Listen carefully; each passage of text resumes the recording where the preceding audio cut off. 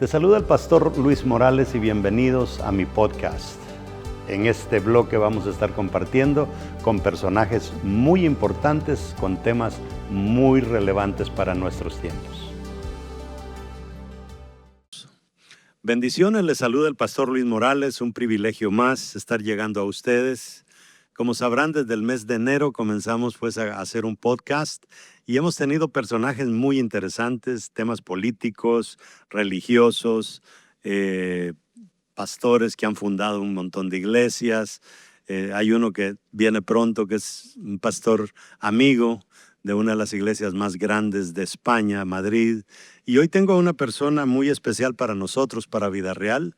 Es una persona que lo conocimos creo que hace como unos 5 años. Y ustedes sabrán que en las iglesias pues tenemos que tratar el tema financiero. Y algo que verdaderamente pega fuerte ahí en las redes sociales es el tema de lo que le llaman teología de la prosperidad. Que la verdad, eso es lo que quisiera que trabajemos hoy con el pastor invitado, Yader Simpson. Él es de origen nicaragüense, ya lo vamos a enfocar por ahí. Pero queremos dejar este tema claro. La prosperidad hay un espacio teológico para la prosperidad. Dios avala la prosperidad, está detrás de la prosperidad Dios. ¿Qué es en sí la prosperidad? ¿Es tener dinero o es ser bendecido en todas las áreas que se pueda de nuestra vida? Y Pastor Yader, muchas gracias por aceptar la invitación. Gracias a usted, pastor, por invitarme. Cuéntenos, lo hemos invitado en múltiples ocasiones. Y la razón por la que lo invitamos es porque yo sí tengo problemas también un poco, no con la teología de la prosperidad, sino con gente que predica prosperidad de una manera irresponsable. Así mismo. ¿Verdad? Y es el tema que quisiéramos clarificar. Cuéntenos ahí, denos una introducción un poquito sobre el tema. Bueno, muchas gracias por la invitación, pastor, y a todo su público. Gracias por conectarse. El tema de la prosperidad es un tema bíblico 100%. Amado, deseo que seas prosperado en todas las cosas, en todas las áreas.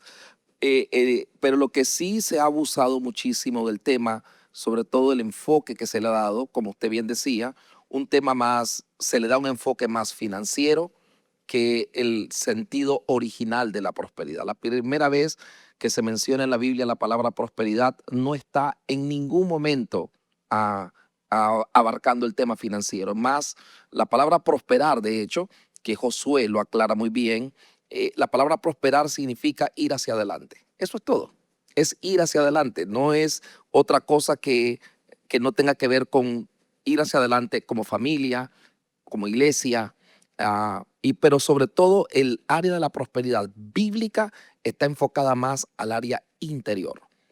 Porque, como dice la Biblia en Eclesiastés, el sabio Salomón, que fue una de las personas más prósperas en todas las áreas que ha conocido este planeta, él dijo: al hombre que le agrada, Dios le da sabiduría. Es decir, primero lo prospera por dentro. Y al pecador le da el trabajo de recoger y amontonar dinero, para luego dárselo al que agrada a Dios. En otras palabras, prosperidad no comienza en las manos, comienza primero en la mente y en el corazón. Dios nos da sabiduría, y donde hay sabiduría uno puede tener un buen hogar, una buena administración, una buena familia, una buena relación con Dios, porque ese es el principio de la sabiduría. Y una vez que eso está en orden, entonces todo lo demás viene como consecuencia. Entonces, el peligro es enfocar la prosperidad en las consecuencias y no en el fundamento, que es una prosperidad interior primero, para que luego se vean los efectos en la parte exterior. O sea que el dinero no es algo que lo debemos perseguir, es algo que viene como producto de... Así ¿verdad? mismo. Lamentablemente ese es el peligro, ¿no? De que muchísimas personas, no creo que sea con mala intención, tampoco todos, pero enfocan la prosperidad como un tema financiero. Y la verdad que prosperidad no tiene nada que ver con la finanza. Tiene que ver con cómo uno interiormente se supera, y eso trae consecuencias en la parte exterior. Y es realmente cuando Juan comienza a predicar el evangelio del arrepentimiento. Nosotros como cristianos siempre hemos deducido que arrepentimiento se limita a dejar de pecar. Mm. Y arrepentimiento en sí quiere decir cambiar de manera de pensar. Metanoia. Entonces, cuando cambiamos nuestra manera de pensar, enderezamos nuestro yo interior, y al arreglar nuestro yo interior y estar en paz con Dios, Inmediatamente florece todo. se empiezan a ver las consecuencias, que es lo que el apóstol Pablo dice en Romanos 12. Dice, no os conforméis a este siglo, sino transformaos por medio de la renovación de vuestro entendimiento, metanoia. Entonces dice, van a comprobar que la voluntad de Dios es buena, agradable y perfecta. En realidad Dios quiere que nos vaya bien en todo, pero lo que lo detiene es esa falta de transformación interna, donde uno va superándose internamente, creciendo en sabiduría, en entendimiento, en conocimiento, en actitudes, y eso eventualmente trae consecuencias de manera natural. La prosperidad en sí no es difícil. Fíjese, en la misma contextura de nuestro cuerpo, Dios no nos dio planta para caminar hacia atrás. Caminar hacia atrás es antinatural. Caminar hacia adelante es natural, porque Dios nos dio plantas para ir hacia adelante. No tenemos ojos en la parte de atrás. No hablamos hacia atrás. No respiramos hacia atrás. No oímos hacia... Todo lo Dios lo hizo para ir hacia adelante. Es lo natural. Pero lamentablemente, al no superarnos internamente, entonces comenzamos a funcionar al revés. Y ahí es donde los errores traen consecuencias también. Parte, Pastor Yader, que yo enseño es que, y a ver cómo lo ve usted, yo creo que una bendición de Dios para una persona que no está preparada para la bendición, muy fácil se puede tornar en una maldición. Lo que le pasó al hijo pródigo. Le dieron la herencia adelantada, fuera de tiempo, y al no estar preparado, dice la Biblia que terminó viviendo con los cerdos y malgastándolo todo. Vino una gran hambre. Piénselo de esta forma, pastor. ¿Cómo es posible que usted saque el 50% de las acciones de una empresa gigante que le da de comer literalmente a toda la ciudad? Saca el 50% de esas acciones, va e inyecta esas acciones en otra ciudad, y esa ciudad se desploma con una inyección de un 50% de acciones de una empresa que sostiene a otra ciudad. Se desploma, se viene al piso, y la ciudad de donde se sacó el 50%, que es donde vivía el hijo pródigo, pasa a ser más próspera de lo que era antes. Usted dice, ilógico. Y eso una vez más nos lleva otra vez a lo que estamos conversando. Prosperidad no tiene que ver con dinero, ni siquiera dónde está el dinero, porque se sacó dinero de la casa del pródigo. Él se lo llevó, el pródigo, y dice la Biblia, cuando él estaba allá, dice, ¿cuántos jornaleros en la casa de mi padre tienen abundancia de pan? Es decir, aunque él sacó el 50%, la empresa siguió avanzando, porque la prosperidad no tiene que ver con dinero, tiene que ver con los principios que se cumplen, y esos principios traen consecuencias.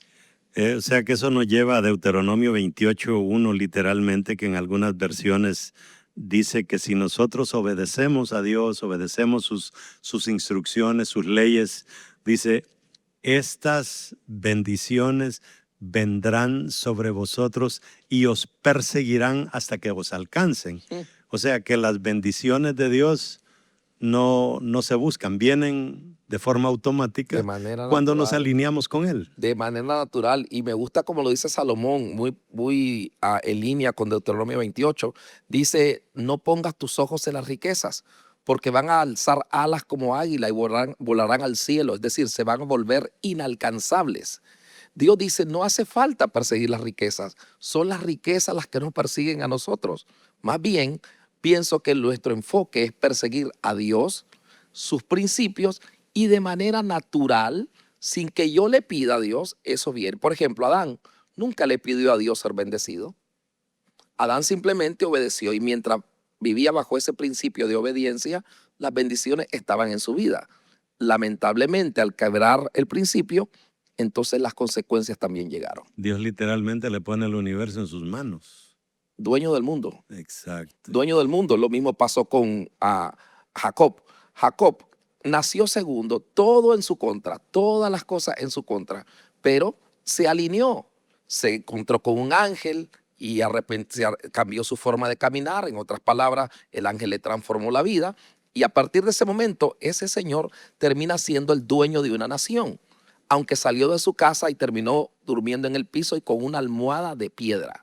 Pero se alineó con ciertos principios que lo llevaron a ser el dueño de una nación. Pienso que Dios a todos nosotros nos quiere ayudar a que nos vaya bien. De hecho, pastor, ya que tocamos el tema, muchísima gente a veces incluso ni siquiera van a la iglesia porque están resolviendo problemas en la calle, ¿no? Resolviendo su vida, ya sea problemas familiares, de salud, financieros, lo que sea. La gente dice, es que yo voy a la iglesia a olvidarme de mis problemas. Yo no creo que la iglesia sea un lugar para olvidarse de los problemas. Yo creo que la iglesia es un lugar donde se nos ayuda a acercarnos al que nos ayuda a enfrentar de manera positiva y efectiva todos los problemas. Una vez que nosotros estamos en la iglesia, los principios que se enseñan en la iglesia son los que nos ayudan a movernos hacia adelante y como consecuencia el matrimonio cambia, la economía cambia, nuestra salud cambia porque se nos enseñan principios que nos ayudan a vivir de manera natural lo que la Biblia enseña sobre prosperidad.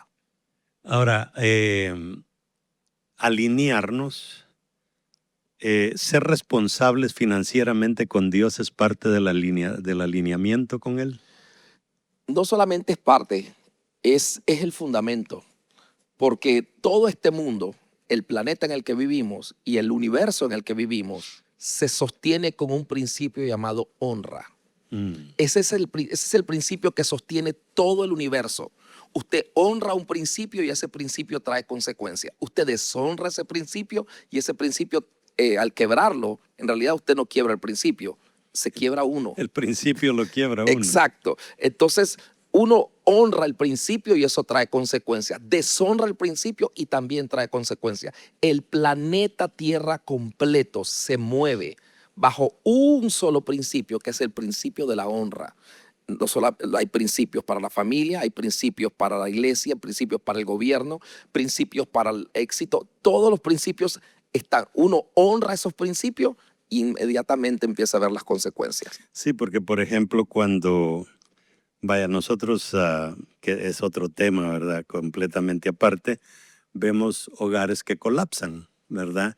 Y cuando un hogar colapsa, inmediatamente se piensa en que la otra persona fue infiel, pero en sí se comenzó a fallar en principios, el principio de la comunicación, el principio de nutrir a la pareja en diferentes áreas, y de repente, pues fallando a tantos principios, viene la infidelidad. Y como consecuencia se falló al principio de la honra, que es exactamente el principio. Usted me preguntaba, ¿tiene que ver el tema del dinero con la manera en que nos comportamos con Dios? Por supuesto. Dios, al igual que todos los padres del mundo, esperamos honra, no la exigimos, no la ponemos como una demanda. Dios sí la pone como una demanda porque Él dice, si soy padre, ¿dónde está mi honra? Pero es como que la pasamos por alto y se nos olvida que ese es el principio que sostiene todo. Fíjese, mientras Adán honró a Dios, Dios nunca a Adán le dio ingenieros, ni arquitectos, ni planos, ni cemento, ni grúas, pero construyó un paraíso. Porque honraba a Dios, mientras el principio de la honra estaba en pie, se sostuvo un buen hogar, la salud, la vida, todo estaba sumamente bien.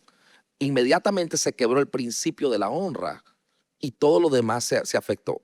Y una cosa más, por ejemplo, llevándolo al hogar que usted mencionaba. En mi hogar, por ejemplo, mi esposa y yo nos pusimos de acuerdo.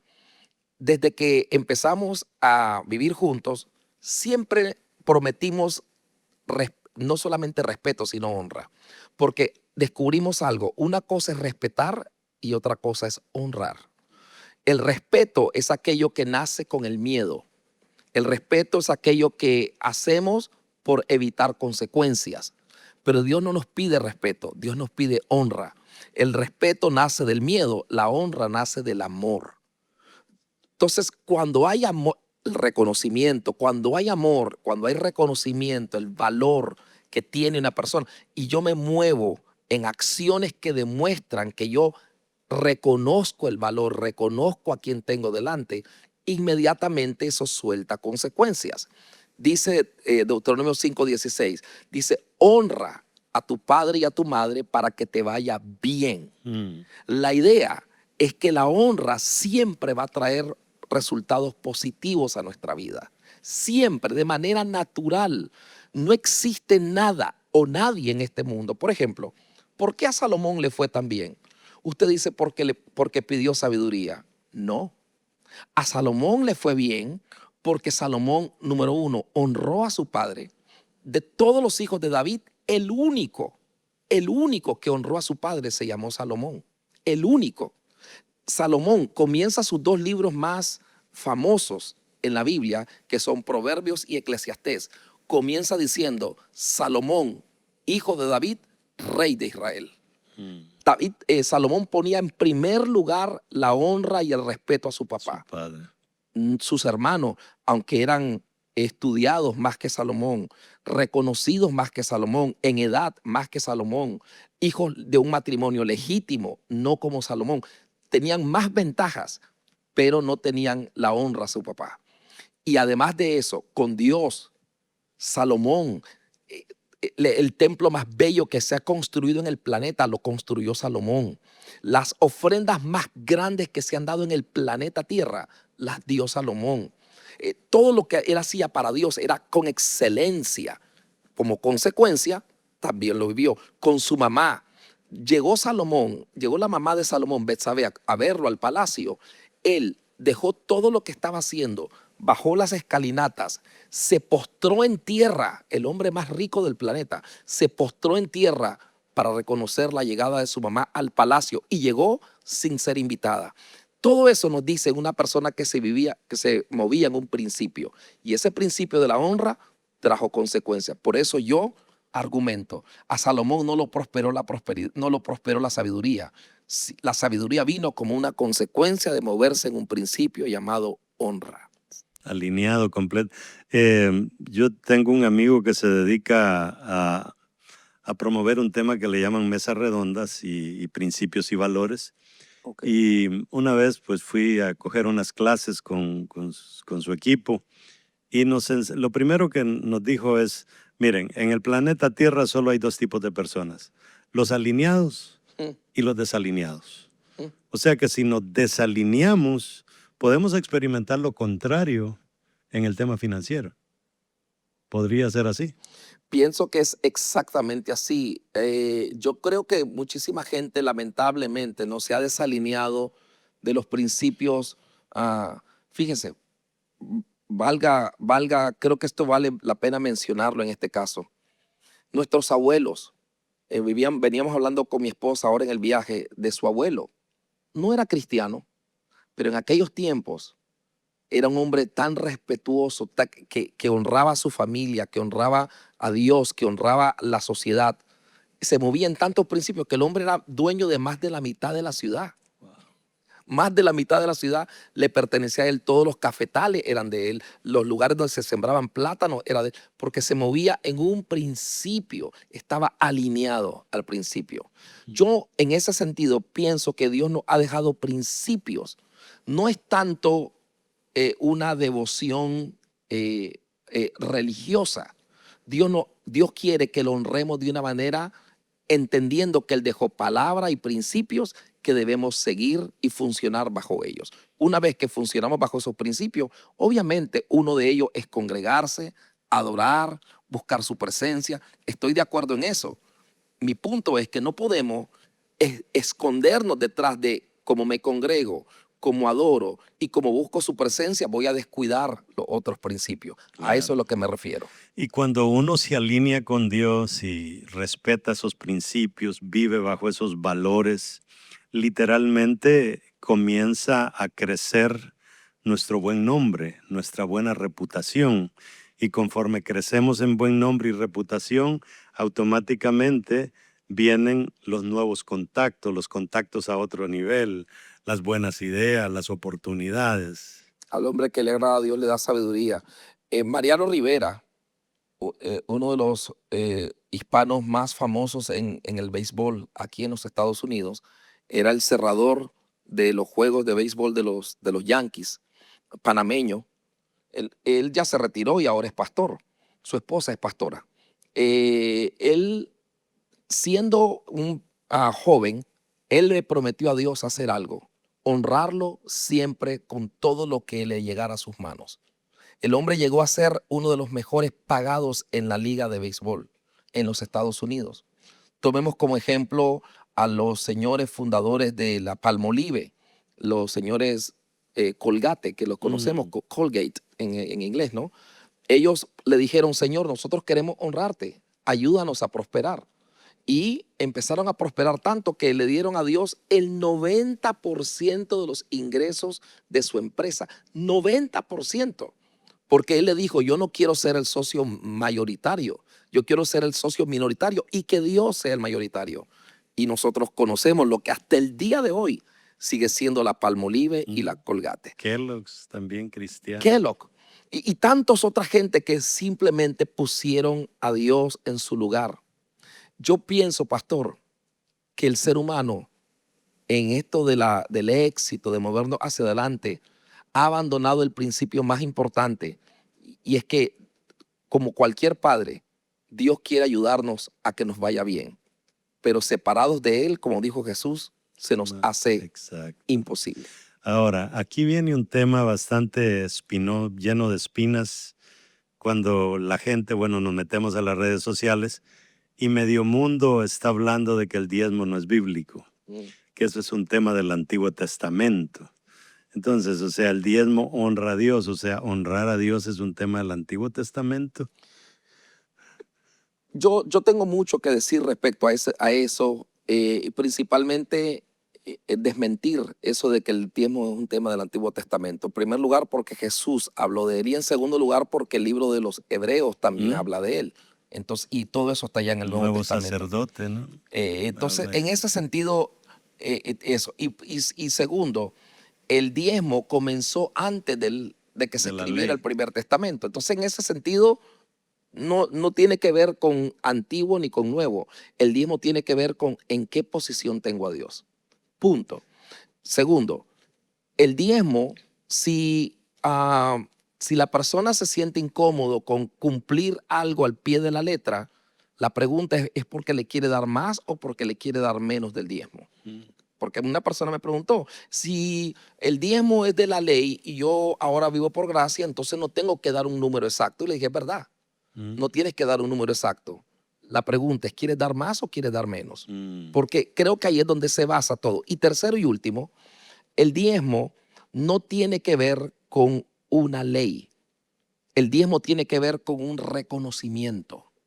El diezmo no tiene que ver con obedecer, y es una ley, no estoy diciendo que no lo sea, pero el diezmo no se estableció o no lo estableció Abraham como una ley para cumplir con Dios. El diezmo lo entregó a Abraham por un reconocimiento de quién es el que nos da la victoria. Como un agradecimiento. Sí, porque Abraham no tenía ningún chance de ganarle a esos ejércitos. Él llevó a unos esclavitos nacidos en casa, gente que nunca habían sido entrenados en una escuela militar, gente que nunca habían usado un arco, una espada, y él los llevó con sus, qué sé yo, con sus machetes y con sus armas rudimentarias, y le ganó a 3 ejércitos. Y entonces, como Abraham vio eso, Abraham dijo, yo tengo que reconocer que la victoria no fue por los esclavos que llevé, sino por el Dios que me acompaña. Y ahí es donde se basa el diezmo. El diezmo no tiene que ver solo con cumplir una ley, tiene que ver con reconocer quién es el que le trae sustento a mi hogar. Y Pablo también nos habla de que nosotros estamos bajo un nuevo sacerdocio, que es Jesús como sacerdote de una tribu diferente, que es la tribu de Judá, mientras que dice nosotros, el judío siempre le ha traído sus diezmos y ofrendas a un sacerdote que es terrenal, cuanto más nosotros que tenemos a un nuevo sacerdote del orden de Melquisedec. O sea que Pablo lo pone claro. Queda transparente la idea.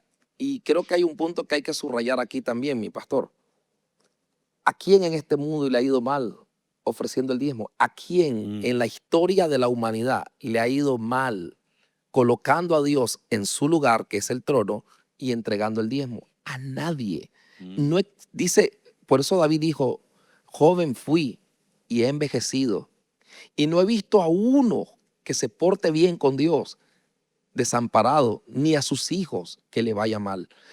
A todos los que hemos puesto a Dios en primer lugar, pastor, nos ha ido sumamente bien. Yo lo vi en mi papá, un señor que llegó a Nicaragua con $20 en el bolsillo y se convirtió en un hombre que tuvo muchísimo éxito en ese país, aunque tenía solamente cuarto grado de primaria y de raza negra, no era su país, pero Dios lo ayudó a prosperar y nos dejó como herencia 2 propiedades a cada uno de sus hijos, que somos 10, por cierto, y nos dejó herencia a todos sus hijos en un país tercermundista.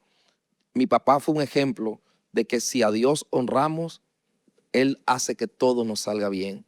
Y yo, en honra al ejemplo de mi padre, pero principalmente en honra a lo que la Biblia enseña, yo nunca dejo de diezmar. En este momento, mi familia y yo, mi esposa y yo, estamos entregándole a Dios el 30%, ya no damos el 10%, porque nos sentimos muy agradecidos con Dios, muy agradecidos con Dios. Entonces, pasamos al 15, después al 20, 25, ahora estamos en el 30.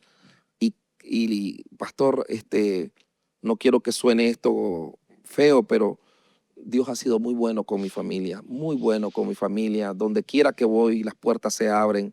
En las empresas que hemos levantado, Dios nos ha dado mucho éxito. Entonces, ¿cómo no ser agradecido con un Claro. Dios a que no me debía nada?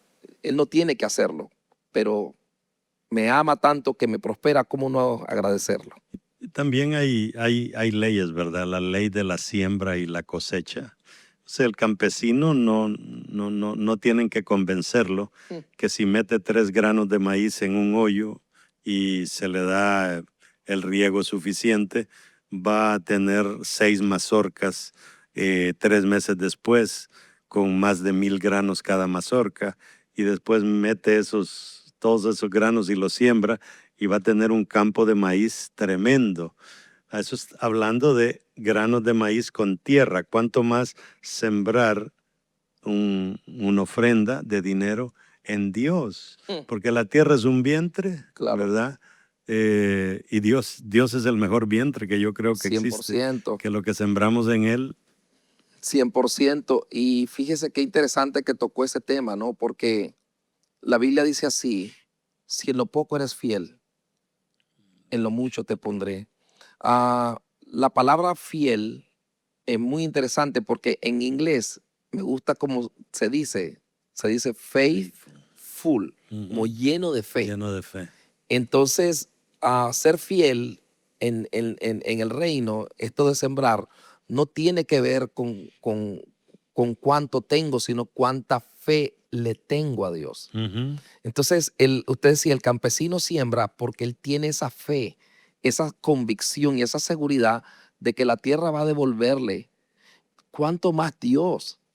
¿Cuánto más mi Padre que está en el cielo? Él dice, dad y se os dará. Medida buena, apretada, remecida. Sí. Entonces Dios dice, si la tierra, como usted mencionaba, es agradecida con lo que sembramos, ¿cuánto más Dios cuando ponemos en Él nuestros recursos? Él siempre nos devuelve más de lo que sembramos. Y es que Dios nos ha dejado ejemplos tan tremendos. Por ejemplo, Dios nos puede dar un pensamiento. Y yo siempre digo que hay 4 vientres que Dios dejó. El vientre de la mujer, que no podemos ignorar, que estamos aquí por un vientre. Es verdad. El vientre de la tierra, que no podemos ignorar, que lo que comemos es porque, ¿verdad? La tierra lo gestó Alguien sembró. Exacto. Tenemos otro vientre que es el mejor vientre de todos, que es Dios, que lo que depositamos en Él se multiplica. Pero también tenemos un vientre que es la cabeza, que Dios puede depositar una idea. Por ejemplo, este edificio, donde esa pantalla que está aquí detrás de nosotros, alguien tuvo un pensamiento, una idea, y lo materializa, y ahora lo podemos ver. Es verdad. ¿Verdad?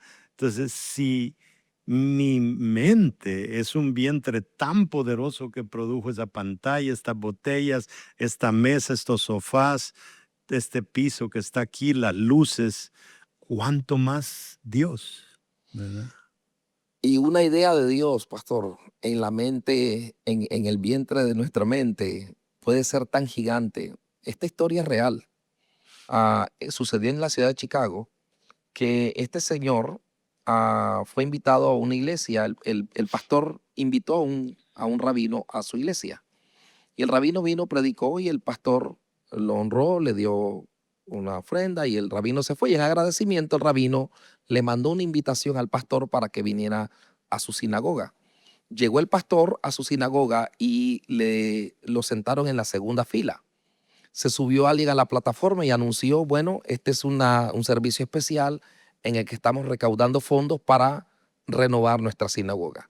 Los que están sentados en la primera fila van a dar esta cantidad. Los que van en la segunda fila, el pastor se asustó porque él estaba en la segunda fila. Entonces, él se quiso salir y le dijeron, no, pastor, quédese ahí porque ya todo está cubierto por usted. Ok. Entonces, el rabino se paró al frente y él dijo, bueno, hermano, gracias por sus donaciones. Ahora queremos hacer algo especial. El que quiera hacer una donación especial, queremos darle un regalo.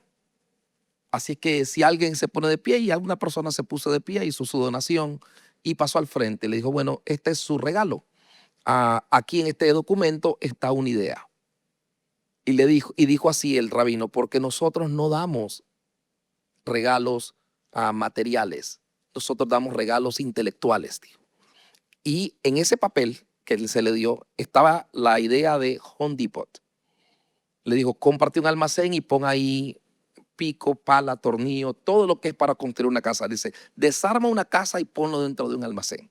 Eso decía el papel. Y de ahí, de ese papel, de ese documento, nace Home Depot, de esa idea. Que es propiedad de un judío. Entonces, yo pienso que usted decía una idea. Dios a Adán todo lo que le dio fue una idea. Y mire lo que surgió. A Salomón, David, su papá, le entregó los planos, le dio una idea. Y mire lo que surgió. Claro. Una idea que viene de Dios. ¿Cuántas mentes, por cerrarse a Dios, le han dicho que no a ideas? Dice la Biblia, probadme, dice Dios, a ver si no abriré las ventanas de los cielos. Siempre pensamos que en el cielo se va a abrir un hueco para que Dios deje caer un carro de ahí arriba. Y no es así.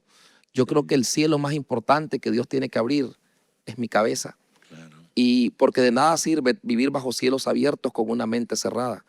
Y Dios abre las ventanas de los cielos, es decir, lo que le da acceso al cielo a mi cabeza para derramar bendición. La palabra bendición es la palabra eulogeo, que significa un buen discurso, hasta que sobreabunde. Dios quiere derramar en mi mente ideas que me hagan sobreabundar. Pero para eso, dice Dios, pruébenme a ver si yo no los voy a prosperar. Ahora, Pastor Yader, hay un tema que todavía, hay gente que, bueno, debate el tema de los diezmos, pero después nosotros los evangélicos hablamos también de primicias, hablamos de siembras, hablamos de ofrendas, hablamos de diezmos. ¿Por qué la Biblia diversifica las diferentes formas de dar? Yo me recuerdo en una ocasión, usted nos compartió el significado de esas 4 cosas. Sí, porque son distintas. La ofrenda tiene que ver con agradecimiento. El diezmo tiene que ver con obediencia. Los pactos tienen que ver con fe. Y las primicias tienen que ver con amor. La ofrenda tiene que ver con agradecimiento porque es una muestra de, Señor, me distes, por eso te devuelvo. Es un agradecimiento. El diezmo es obediencia porque es una ley y obedezco lo que está puesto en esa ley. El pacto es fe porque yo doy por algo que quiero recibir. Es algo que doy por adelantado. Las primicias tienen que ver con amor porque las primicias no son un porcentaje, las primicias es el total. Cuando un judío en el Antiguo Testamento daba primicia, significaba que si le nacía un ternerito a una vaca, el primer ternero era de Dios. Completo. No se le podía dar una pata del ternero, le tenía que darle el ternero completo. Entonces, Dios las primicias le llama amor porque es lo único que no se puede expresar en parte. Yo no puedo medio amar a mi esposa ni a mis hijos. No sirve. Entonces es lo único que se entrega completo. Las primicias son amor, porque le entregamos a Dios todo. Y además de eso, es porque la única ofrenda, ni el diezmo, ni los pactos, ni las ofrendas ponen a Dios en primer lugar, porque usted puede dar el diezmo después, pero las primicias es lo primero que se hace. Y esa es la única que establece a Dios como lo más importante en nuestra vida. No existe nada. No hay canción, no hay servicio, no hay otro acto que nosotros podamos hacer para Dios que lo reconozca y lo establezca en primer lugar, que no sean las primicias. Esa es la más sobresaliente de todas las leyes de la Biblia, porque es la única que pone a Dios en primer lugar. No matarás, no pone a Dios en primer lugar. No robarás, no pone a Dios en primer lugar. Guardará todos los mandamientos que usted lee en la Biblia, ninguno coloca a Dios en primer lugar, excepto la ley de las primicias. Es la que Dios establece. Y algo curioso, y con esto cierro, la diferencia entre el Dios de la Biblia y todos los demás dioses es que el único que exige el primer lugar es el Dios de la Biblia. A los demás dioses usted puede darle cualquier lugar y ellos están tranquilos porque no son dioses. Dios exige el primer lugar porque es el único y verdadero Dios. Y lo que tocaba usted de las primicias es lo único que se identifica con Jesús, que se entregó como primicia para darnos la salvación, ¿verdad? Eso está muy bueno. O sea, que es algo grandioso. Eso está muy bueno. Jesús no se identifica como el diezmo. Claro, exacto, bueno, ofrenda sí, porque la primicia de alguna manera es ofrenda. Es ofrenda, claro. Claro, pero es tremendo cómo uno al profundizar va aprendiendo cosas interesantes. Hoy en día ha surgido una moda y es de que hay que desprestigiar a Israel, hay que odiarlo porque los judíos son dueños de todo. O sea, ¿no será que, porque los judíos no son cristianos, no aceptaron a Cristo, lo rechazaron, Claro, pero todavía la fórmula les sigue funcionando? 100%. Y la fórmula es una sola, Sí. poner a Dios en primer lugar. Y les funciona y les va bien. Y les va súper bien, les va súper bien. Yo, por supuesto, a nadie le estoy recomendando que se vuelva un judío o que se judaice, ¿no?, en su vida con esto, pero sí, por algo la Biblia dice la salvación viene de los judíos. Jesús dijo esas palabras, la salvación viene de los judíos, le dijo Jesús a la samaritana. Todo lo que Dios va a hacer para ayudarnos nace en un principio establecido y practicado por un judío. 100%. Uno. Dos. Todas las leyes de prosperidad, todas, el 100% nacen del Antiguo Testamento escritas por judíos. Todas. Las que aplican en la calle, en la iglesia, en el ejército, en cualquier parte. No importa si la persona es cristiana o es religiosa, no importa. Todos los principios de éxito nacen de los judíos. Y, por último, todos los principios de moral familiar, de moral cívica, moral política, todos los principios nacen de la Biblia, de los judíos. Por eso la salvación del planeta viene de los judíos. Y ahí, alineado con eso que está hablando usted, hay personas que piensan de que bueno, Dios solo pide, ¿verdad? Y que Dios pide esto, pide lo otro. Pero es que nadie va a superar a Dios en ofrendar. ¿Quién da a su hijo? Wow. Por la humanidad, o sea, la ofrenda más grande que jamás haya existido y creo que ninguna lo va a superar, ¿verdad?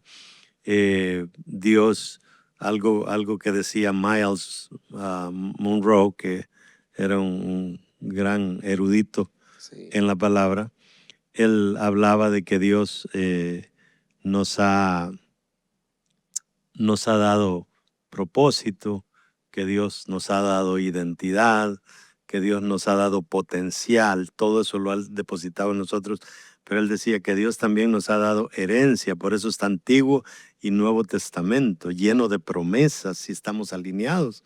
Y por último decía él, Dios nos ha dado destino. O sea, el destino, la gente lo busca en el año. Bueno, no me fue bien en el 2026, tal vez en el 2027 encuentro mi destino. Sin darnos cuenta que Dios ya depositó ese destino dentro de nosotros. ¿Cuántos regalos más queremos? Wow. Si Él ya nos dio el potencial donde nos garantizó el triunfo, ¿verdad? Nadie va a llegar al cielo y decirle, y Dios le va a decir, yo te llamé a ser pastor, sí, pero no me diste la capacidad. La tenía. Dios nos yo siempre comparo esto como un teléfono, ¿verdad? Que el teléfono viene con un montón de aplicaciones, pero si yo no le hago clic a una aplicación no se activa. Y así nos pasa mucho a nosotros, ¿verdad? Que perdemos grandes bendiciones de Dios porque no activamos la promesa que Dios ha dejado. Pastor, tenemos por ahí un compromiso que tenemos que ir a 2 horas de acá.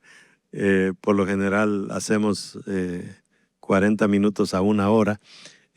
Algunas últimas palabras que usted dice, esto quisiera que le quede ahí a la audiencia. Me gustaría que le quedara a la audiencia una cosa. Nuestro Dios, el Dios de la Biblia, es un Dios bueno y es Padre. Jesús les enseñó a sus discípulos cuando le dijeron, enséñanos a orar. Él les dijo, ustedes tienen que orar así. Padre nuestro que estás en los cielos, santificado, que es la palabra, una palabra que significa adorado, exaltado, venerado sea tu nombre. Dice, exaltado sea tu nombre. Venga a nosotros. ¿Dónde estaba? ¿Por qué tiene que venir? Venga a nosotros tu reino y hágase tu voluntad como en los cielos, así también en la tierra. Y luego dice algo que me vuela la cabeza en 1000 pedazos. El pan nuestro. ¿De quién es el pan? Nuestro. De cada día, dánoslo. ¿De quién es? Es mío. Nosotros. ¿Y quién lo tiene? ¿Por qué se lo tenemos que pedir si es mío? Si es mío.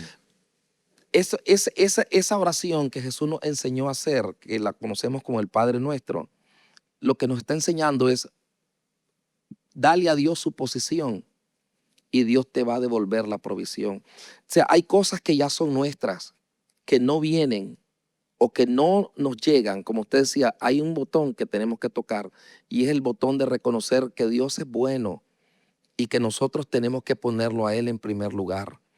Dios no necesita de nosotros, somos nosotros los que necesitamos de Dios, y acercarnos con la humildad de colocarlo en primer lugar es el éxito para cada ser humano en esta tierra.